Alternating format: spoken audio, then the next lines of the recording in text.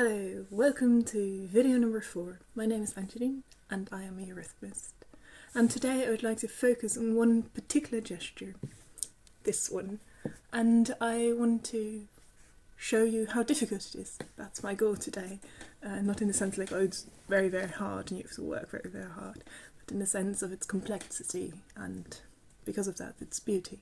I would like to try to show you a little bit of what I would do as a eurythmist. I've trained for a couple of years and where I would work on, and in that sense it's not an instructional video, like I'm not at the end you can do the gesture, that's not my goal. I would like to offer a perspective that goes beyond the basics. It's like a little adventure, also for me. And if you're like, oh, I really need like concrete indications and I want to know exactly what to do, then probably this is not the video for you. But if you're like, oh, maybe I would like to know a little bit more, then maybe I can grasp even, then come along. So there are two things I would like to mention beforehand. Firstly, we have some indications of how to do this movement from the time Eurythmy started. They're very condensed. And we have experiences from students around that time that taught the gestures to their students and so forth. Through this process, different styles, or I don't know if I want to use the word styles, different possibilities arose to do this gesture, and I feel like every eurythmist brings something unique to it. My perspective on that is that it's like a poem, like you have the indications or the gesture itself, and you can maybe look at it as a poem and you have this condensed language in which a whole world lives, and through studying it you can familiarise yourself with it and dive into it, and there are different ways to analyse it or relate to it. I want to postulate the idea that maybe a gesture or a poem might have a certain essence which we can relate to. Maybe we can't fully grasp it, maybe once in our lives, but we can relate to it. There might be maybe multiple interpretations possible, but that doesn't mean that every interpretation is equal or all interpretations are possible, or that's my perspective. Maybe you can get the sense that one interpretation touches more upon the essence, and for today I've prepared a specific interpretation, especially for this occasion, for this video, and I hope it relates to the essence of it, but who knows. And I think you can best see it as me trying to find images and a secret route backstage, showing you maybe a little bit of what I do. Secondly, if I would teach it, I probably would start with the element of music or language that it relates to, the gesture relates to get to know that and to find the essence of that and relate that to the gesture. And but now I've chosen a different route, which is a bit scary. I want to postpone the question of how those two elements relate to each other, how in gesture and an element of musical language relate to each other. I want to postpone that a little bit to have the opportunity to first open up what it means to make a gesture. And of course we miss something because the element of hearing it gives you so much information, and that's also why it's not an instructional video. You can't do it without hearing it.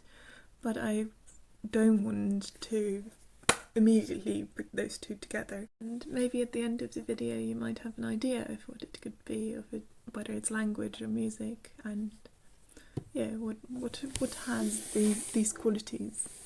If you think back of the pantomime player and the centre and periphery, we're first going to look what centre and periphery look like in this particular case, what kind of imaginary world we're in.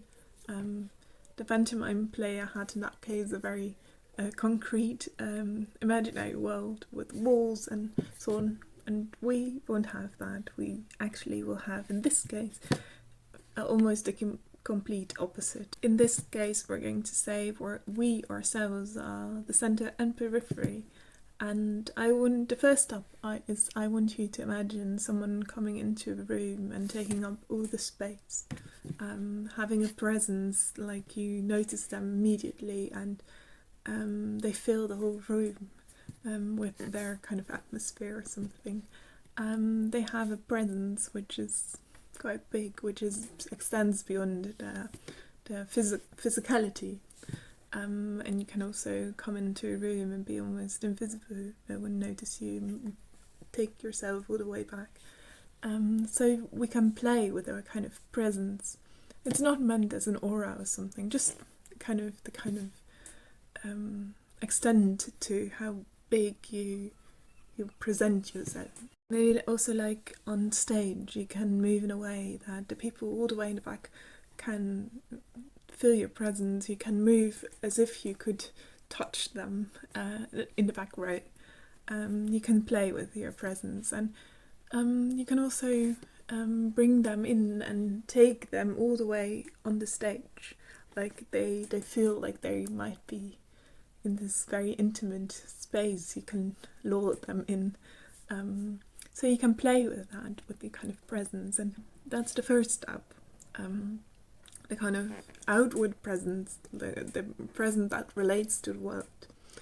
And now we're going to flip that inside out. Of some people, you might be able to say that they have a huge inner world.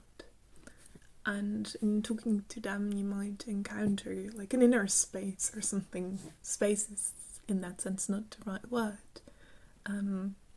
The presence I talked about before, it still has kind of a relationship to space. Although it's not physical, it kind of relates to the spatial dimensions. You can say it's big, you can experience it's big, although it doesn't have like a physical thing. And this has less of physical dimensions. And now we're going to take this inner space that lives within us and look at it as if we could move through it, and it lives around us. Imagine to be standing in the inner world.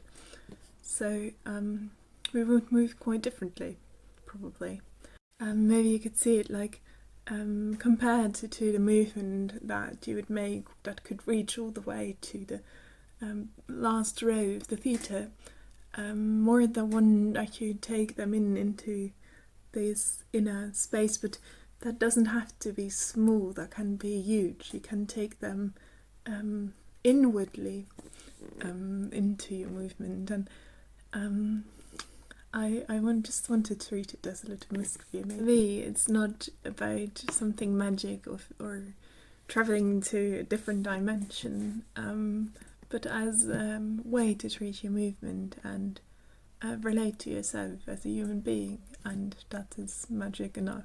And just as something interesting, you can see it, and something you can discover if you want to. So now I want to step into the inner space and have a look around and see what we want to create there, because we're not just going to take our thoughts and feelings and project them into space, but we want to create something for this particular gesture. We're going to find the centre and periphery for this particular gesture, and we'll take our heart, that which is very close to us, and that I've talked about in last video as well from a particular perspective, but we're going to take that which is very intimate and close to us, and on the other hand we're going to imagine that we have a vast space as or in a world, and maybe like have a starry sky within us, where maybe all kinds of thoughts can live. I don't know. That's my interpretation. We're going to take a starry sky and a heart and a centre and periphery. It's like, I would say, like you have the actual starry sky which you could look at, and you can imagine that you have a starry sky, like as if you would look, just like imagine that there are stars. And then, which is maybe a new step, is to imagine that the stars are not like, imagine them outside of you, but as if they would be part of you. Make things even a little bit more complicated or exciting. We're going to create two different qualities within a space. So we have our center, our heart, and we have the periphery, the starry sky within us. And we're going to move between two of them. And we could do that in a kind of gradual manner. We would start with our heart and gradually become more kind of starry. But what we want to do now is that the first half, we're going to relate to the heart. So we're going to move, and it expands this space of heart. We're not so much aware of the stars yet. And at a certain point we encounter a border, and suddenly we become aware of the stars and are in this kind of starry space. And so we are going to create one kind of space that relates inwardly. It relates to the heart. And then we will have a border where it kind of switches and we become aware of the star. You could maybe see it as like we have the earth, then we have the atmosphere that surrounds it, and then we have the rest of the universe. So our gesture lives somewhere within this space. And the gesture is part of a series of 8 gestures. And these gestures form a route from the center to the periphery, like different steps, and all having their own quality. The first 4 will live more in this kind of inner space that we created, this inner space, and the last 4 in the outer inner space. And for this journey we will travel through our arms, and because it's an inward journey, we're going to take the most inner part of our arms, the bones. If we look at the bones in our arm, the first one being the collarbone, we take that as the first one.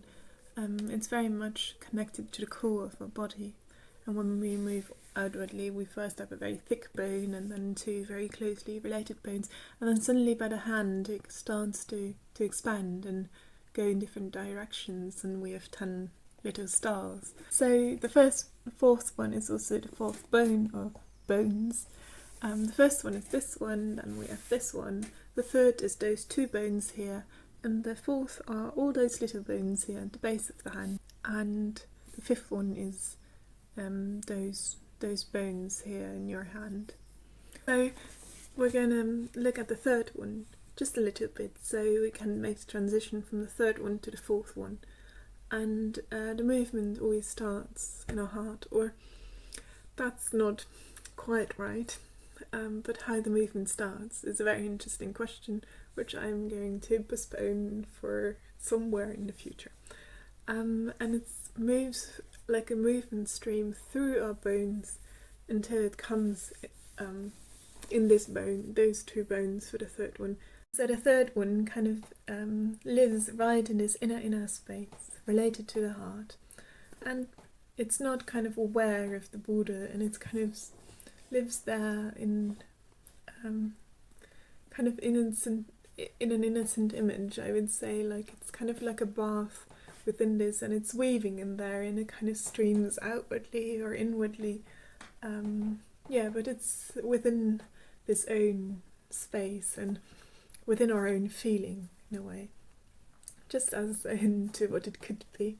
In the 4th one we suddenly become aware of this border and we relate to it, and if you would walk against a wall you would suddenly become aware of yourselves through pain or whatever, and you kind of here we're not going to hit the wall, there is no physical wall, but also we're not going to reach all the way to the border, but just going to reach this part just before the border, and that asks a lot of awareness.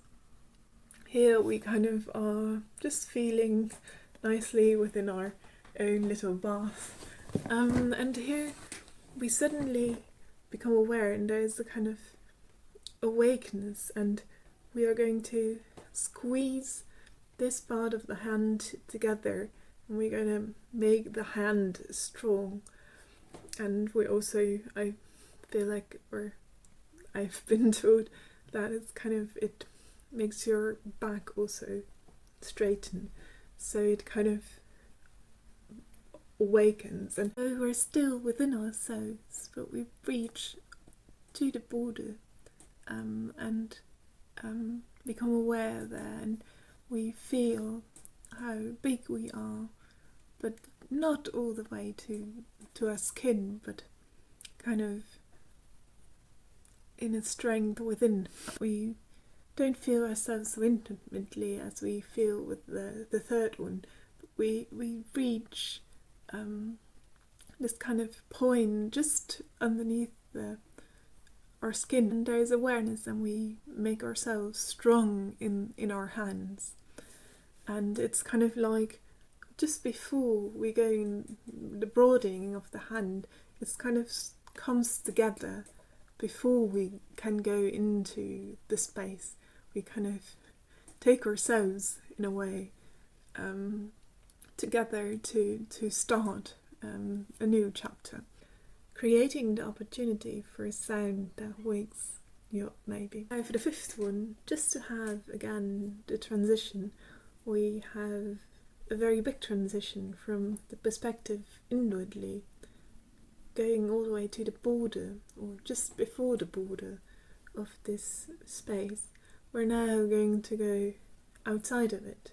There's no gesture in between, like just the border. We're going to go see the border from the perspective of the stars, and we experience the inner space not from within anymore, but just around it in a way. And the star, I imagine starlight shining upon those bones, and just encompassing, I can't say that, this inner space. And from there onwardly, in the sixth movement, we're going to really move through this outer inner space, and in the seventh we're going to try to reach it. That's not a proper seventh, I'm sorry, but I'm not going to talk about it. Just I want to mention for the eighth, we touch the stars, take the star and take it all the way in, and realise our heart is actually a star. So to summarise a little bit, we are moving in a space, an inner space, and we have a heart and an inner starry sky, and we divide that into two kind of spaces, one related to the heart and one related to the sky, and we have 8 movements going through, having a way through this space, and we do that through the bones. And the fourth one is just underneath the border, and we become aware of this border, and just before it, we wake up, we take ourselves together to go into the adventure of going in the outer space of ourselves. What is that actually? Another thing I would like you to take with you is this kind of, what that in eurythmy, the kind of the bones, the quality of movement, and the element that it relates to, they come in a way together, or the search is how they come together, and learning to bring them together. And since it relates to an element of music or language, in language or music, a lot of elements build a whole story, and it will be just a part of it, and it's going to breathe between all the different elements, and it's going to tell a story through that. And this movement is going to tell something. It's going to say, hey, I am within myself, and I sense the border of myself, and I feel how big I am, and it wakes me up.